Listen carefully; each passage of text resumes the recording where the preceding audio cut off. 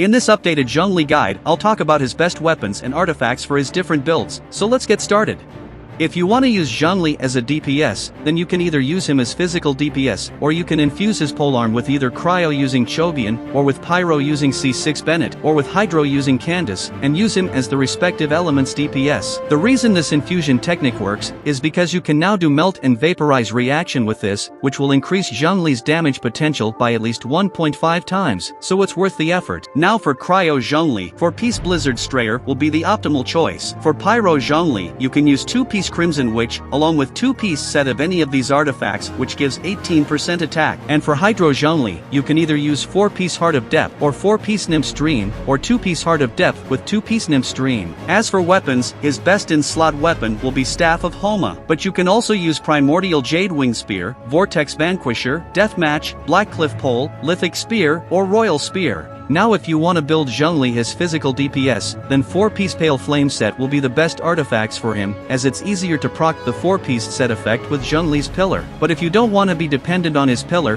then you can either use 2-piece Pale Flame with 2-piece Bloodstained Chivalry, or 4-piece Retracing Bowlight set. As for weapons, all of the previous mentioned weapons is valid for this build as well. The only weapon I would add to that list is Crescent Pike, as it's the best 4-star weapon for physical Zhongli build. Now for his sub-DPS build, you want to maximize his meteor damage, and for that you can either go with 2-piece Archaic Petra along with 2-piece Noblesse Oblige, or with 4-piece Emblem set. In terms of damage, this combo will outperform the 4-piece Emblem in the best case scenario, but this set gives you the ability of using Zhongli's burst more frequently than this combo, with a little compromise on damage. So if you're going with this combo, then the best in-slot weapon for Zhongli will be again, Staff of Homa, but you can also use Primordial Jade Wing Spear, Calamity Queller, Vortex Vanquisher, Deathmatch, Wavebreaker's Fin, Blackcliff Pole, or Lithic Spear. Now if you're going with 4-piece Emblem set, then both Staff of Homa and Engulfing Lightning is an optimal choice, or you can go with Skyward Spine,